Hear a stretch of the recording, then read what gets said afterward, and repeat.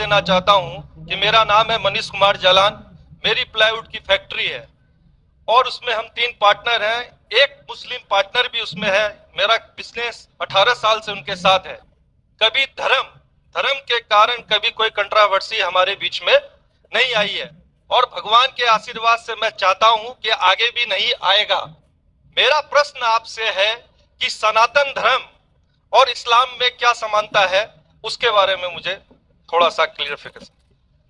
भाई साहब का सवाल है कि उसकी प्लाईवुड की फैक्ट्री है, 3 पार्टनर, एक पार्टनर मुसलमान है, कभी भी कंट्रोवर्सी नहीं है और इंशाल्लाह नहीं आएंगी। उनका सवाल है कि सनातन धर्म और इस्लाम में क्या यकसानियत है, वो जानना चाहते हैं। हिंदू मजहब की सबसे अहम किताब है वेदा। दयानंद सरस्वती जिनने सनातन धर्म को और आम किया, वो सही कहते हैं कि हमें मानना चाहिए वेद। वेद सबसे ऊंची किताब है। स्मृति और श्रुति। श्रुति मतलब जो भगवान की तरफ से, स्मृति मतलब जो इंसानों ने लिखी है। श्रुति में आता है वेद और उपनिषद। तो सनातन धर्म के मुताबिक और इस्लाम के मुताबिक आप देखेंगे दोनों में खुदा के बारे में, ईश्वर के बारे में, अल्लाह के बारे में जो लिखा है वो यकसा है। आप जब पढ़ेंगे छंदोग्य उपनिषद चैप्टर नंबर 6 सेक्शन नंबर 2 लिखा हुआ है संस्कृत में, एकम एविदित्यम, खुदा एक है, भगवान एक है, दूसरा नहीं है। लिखा है स्वतः उपनिषद में चैप्टर नंबर 6 श्लोक नंबर 9 में, नाचस्य कसिच जनिता न चदीपा, कि उस ईश्वर का कोई रब नहीं, उस ईश्वर के कोई वालिदैन नहीं, उससे ऊंचा कोई नहीं, उसका कोई वालिदैन है, कोई वालदा है। लिखा है स्वतः उपनिषद में चैप्टर नंबर 4 वर्स नंबर 19 में, न तस्य प्रतिमा अस्ति, उस ईश्वर की कोई प्रतिमा नहीं। प्रतिमा संस्कृत लफ्ज है जिसके मानी अक्स, picture, painting, photograph, idol, statue, sculpture. तो लिखा है उस ईश्वर, उस भगवान की कोई प्रतिमा नहीं, कोई अक्स नहीं, कोई पिक्चर नहीं, कोई पेंटिंग नहीं, कोई पोर्ट्रेट नहीं, कोई आइडल नहीं, कोई स्कल्पचर नहीं, कोई स्टैच्यू नहीं। आगे जब आप पढ़ते हैं ये सारी चीजें कुरान में भी लिखी, मैं उसके ऊपर आऊंगा। ये है ईश्वर के बारे में जो लिखा गया है। उसी तरीके से अब आगे जब पढ़ेंगे यजुर्वेद चैप्टर नंबर 40 वर्ष नंबर 8 और 9 में, उसमें लिखा है अंधात्म प्रविशंति या असंबुद्धि उपासते। अंधात्म मीन्स अंधकार, प्रविशंति मतलब दाखिल होना, अंधात्म प्रविशंति या असंबुद्धि उपासते, वो अंधकार में दाखिल हो रहे हैं जो लोग असंबुद्धि की पूजा करते हैं।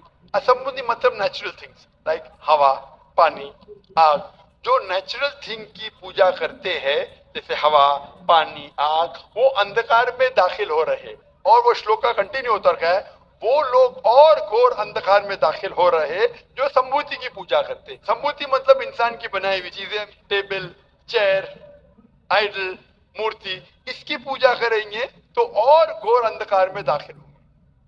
और लिखा है ऋग्वेद में जिल्द number 1 hymn number 164 verse number 46, एकम सत्य विप्र बहुधा विदांते, सत्य एक है, खुदा एक है, एकम सत्य विप्र बहुधा विदांते। लोग, विद्वान लोग उस ईश्वर को कई अलग नाम से पुकारते हैं, ईश्वर को कई अलग नाम से पुकारते हैं।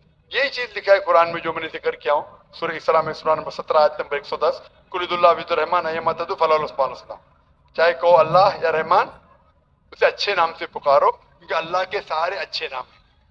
लेकिन ऐसी कई मिसाल दी गई। ऋग्वेद आप पढ़ेंगे, ऋग्वेद जिल्द नंबर 2 चैप्टर नंबर 1 श्लोक नंबर 3 में पढ़ेंगे, उसमें एक एट्रीब्यूट दिया गया है ब्रह्मा। ब्रह्मा कहते हैं बनाने वाले खुदा को, ब्रह्मा कहते हैं बनाने वाले खुदा को। हमें कोई एतराज नहीं अगर कोई कहता है कि ईश्वर बनाने वाला है, उसका तर्जुमा करते अरबी में हो जाता है खालिक, हमें कोई एतराज नहीं। लेकिन अगर कोई कहता है कि ईश्वर वो ब्रह्मा है जिसके 4 सिर है, हर सिर पे मुकुट है, तो हम मुसलमान उस पर एतराज करते हैं क्योंकि आप भगवान को अक्स दे रहे हैं और आप Yajurveda chapter number 32 shloka number 3 के खिलाफ जा रहे। ना तस्य प्रतिमास्ति, उस ईश्वर की कोई प्रतिमा नहीं, आपने प्रतिमा दिया तो गलत किया। इसी तरीके से आगे आप पढ़ेंगे, लिखा हुआ है ऋग्वेद में किताब नंबर 6 हिम नंबर 46 श्लोक नंबर 16 में, या एक मुश्ती, भगवान एक ही है, सिर्फ उसकी तारीफ करो। और ब्रह्म सूत्र हिंदुइज्म का एकम ब्राह्म द्योत्या नास्ते, नैना नास्ति किंचन, भगवान एक ही है, दूसरा नहीं है, नहीं है, नहीं है, जरा भी नहीं है, सिर्फ एक खुदा है, उसके अलावा कोई नहीं है। अगर आप कोई मुसलमान से पूछेंगे कि सबसे बेहतरीन क्या डेफिनेशन है खुदा की, अल्लाह की, वो जवाब आपको देगा सूरह इखलास सूरा नंबर 112 आयत नंबर 1 से 4, जिसमें लिखा है कुल हुवल्लाहु अहद, कहो कि अल्लाह एक है, अल्लाह समद, अल्लाह जो बेनियाज है, लम यलिद वलम यूलद, ना वो किसी को जना है ना किसी से जना है, वलम यकुल लहू कुफुवन अहद, उसके जैसा कोई नहीं है।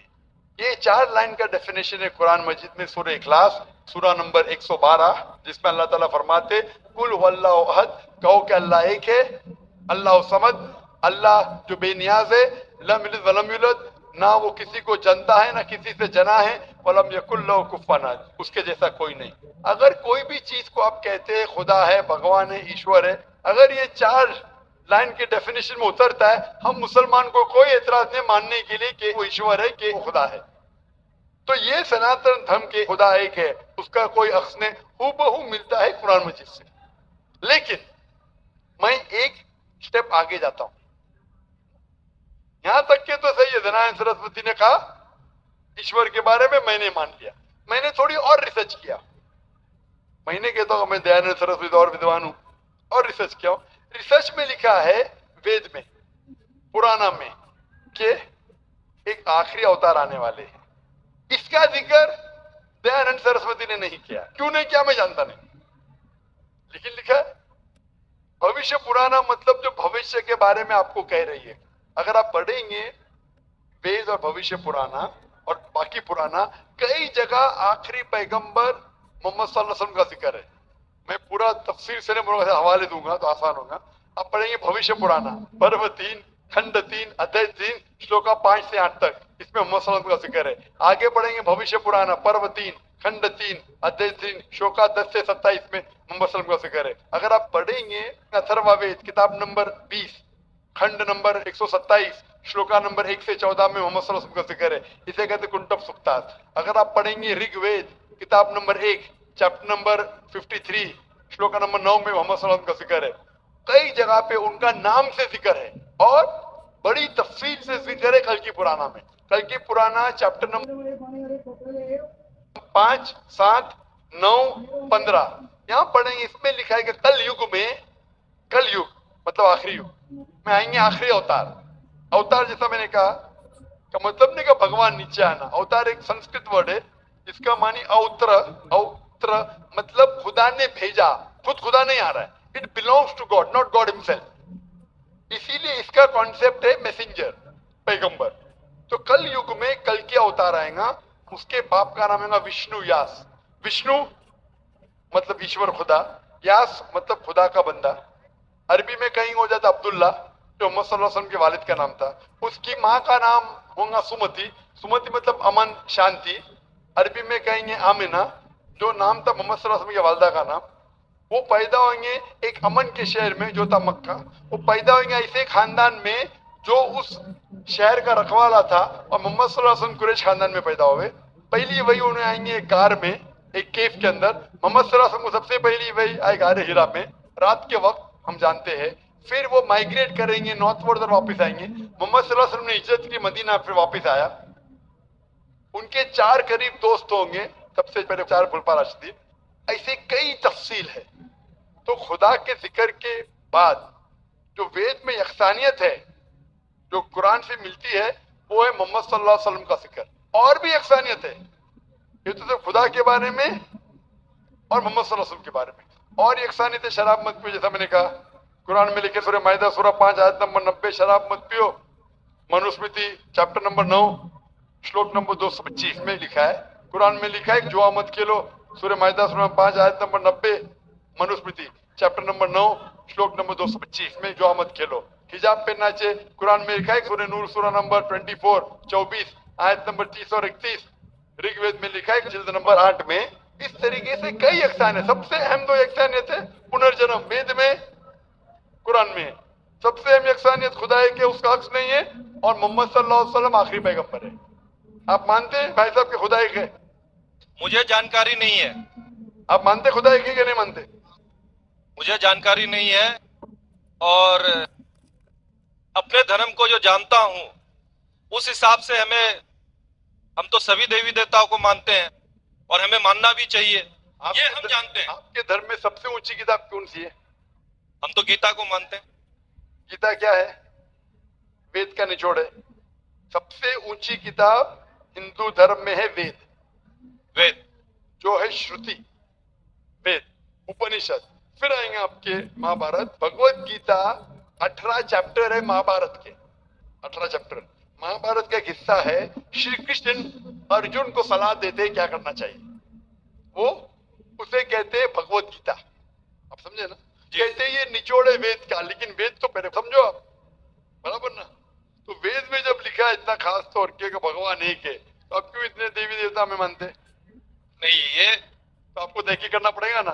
तो मैं जो कह रहा हूँ उसे लिखिए, या ऑलरेडी अवेलेबल है किताब में, किताब जाइए पढ़िए, वेद पढ़िए। ये जाकिर मुंबई से आया बेगम बाकी तो नहीं कर रहा है, हवाला दे रहा है इधर से उधर, मैं भी फेंक रहा है। नहीं नहीं हो सकता है ना फेंक रहा हूँ। नहीं, आप जितनी बात को बोल रहे हैं पीस टीवी में भी देखता हूँ। देखते माशाल्लाह। हाँ, तो अब आप वेद के बारे में बोले हैं और बताए हैं, आपका चैप्टर नंबर और पन्ना नंबर तो मेरे दिमाग में आया नहीं कि ठीक है बोल रहे हैं तो कुछ होगा उसमें, कुछ तो होगा, कुछ तो कुछ होगा। कुछ ना कुछ होके छोड़िए, मत तहकीक कीजिए। नहीं, या अब गलत या करूंगा। सही, अब नहीं, करेंगे। अब करेंगे। कितने दिन में कंप्लीट करेंगे? एक हफ्ते में कर लूंगा, कोई बड़ी बात हाँ, थोड़ी। एक हफ्ते में मैं आपके पार्टनर से पूछूंगा। आपने बोला मैं- अब तक कंट्रोवर्सी नहीं हुई। मेरा पार्टनर कंट्रोवर्सी होना जरूरी नहीं है, आप उसको अच्छाई की तरफ लेके आओ, वो आपको अच्छाई की तरफ लेके आएगा। मैं- कंट्रोवर्सी नहीं करना। अगर आदमी बोला 2 जमा 2 5, अरे जान दे यार, मेरा पार्टनर मुझे ज्यादा पैसा दे रहा है, 5 रुपया दे रहा है, 2 जमा 2 5, तो गलत है ये। गलत है तो बोलना चाहिए। कंट्रोवर्सी नहीं होना अच्छी बात नहीं, कंट्रोवर्सी होके सच्ची राह पे लेके आना अच्छी बात है। आप समझ रहे हैं? नहीं तो आपके पार्टनर से कहो, इतने 18 साल से आपके पार्टनरशिप की है, अभी आप एक हफ्ते में तहकीक करेंगे जाकिर क्या बोलता है, और पार्टनर से डिस्कस करो, बराबर ना? आप ठीक बोल रहे हैं। मेरे पार्टनर का नाम भी मैं बताना चाहूंगा। बता दो। सैयद मजरुल हसन साहब नाम है उनका। सैयद मजरुल हसन साहब, तो लाखों लोग सुन लिए ना। हाँ, तो सैयद मजरुल हसन साहब को और पकड़ लेना। हमारे से 15 साल बड़े भी है, मेरे से माशाल्लाह। 15 साल बड़े भी है। हाँ, हमारी डिस्कस होती है, सब चैप्टर पर डिस्कस होती है। परंतु मैंने क्या कहा कि हमारे बीच में किसी तरह का कोई भी कंट्रोवर्सी नहीं होता है। और आपने वेद के बारे में बताया, जरूर मैं वेद को भी पढ़ूंगा। कंट्रोवर्सी नहीं है, कंट्रोवर्सी नहीं, यकसानियत है। आज कुछ आपसे लेके जा रहा हूं, मैं देखे नहीं जा रहा हूं, मैं आपसे लेके जा रहा हूं। मेरे मन में जिज्ञासा थी, मैं आपसे क्वेश्चन किया, आपने मेरे क्वेश्चन का जवाब दिया, इसके लिए मैं धन्य हूं। और मैं अपने जो आप वेद के बारे में बोले, मैं जरूर उसको पढ़ूंगा और 7 दिन में ही पढ़ूंगा। इंशाअल्लाह आप पढ़िए, तहकीक कीजिए, लेके जा रहे। अगर आप कबूल करेंगे तो मुझे देके भी जाएंगे सवाब इंशाअल्लाह। मेरा प्रणाम को फिर स्वीकार करें आप। इसी के साथ मैं अपने शब्दों को